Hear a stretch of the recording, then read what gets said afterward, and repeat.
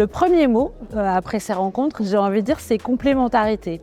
Parce que se retrouver sur un panel avec Anne Rigail d'Air France, Yann Leriche de Getlink et Henri Poupart-Lafarge d'Alstom, pour moi, c'est une vraie nouveauté, montrer qu'on est complémentaires pour construire cet écosystème de la décarbonation. Si on se remet quelques années en arrière, c'était la guerre entre l'aérien et le rail.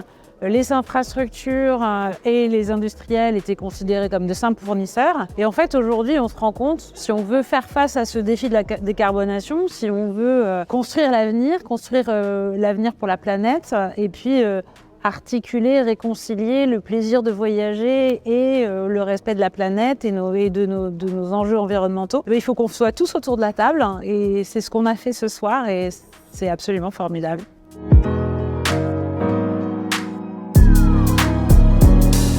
Un voyage en Eurostar, c'est 90% d'émissions carbone en moins qu'un voyage en avion. Donc plus d'Eurostar, c'est moins de carbone et c'est bon pour la planète. Du coup, l'immense défi pour nous et pour nos clients, c'est de faire face à cette demande qui est absolument incroyable et qui est croissante. Quand je pense à notre ambition stratégique de faire 30 millions de voyageurs à horizon 2030, notre premier grand défi, c'est ce que j'appelle pousser les murs, c'est-à-dire augmenter la capacité des gares en premier lieu, avec l'ensemble des acteurs qui sont autour de nous, les gestionnaires d'infrastructures, les pouvoirs publics dans tous les pays, parce que Eurostar traverse les frontières de 5 pays, la France bien sûr, le Royaume-Uni, mais aussi la Hollande, la Belgique et l'Allemagne.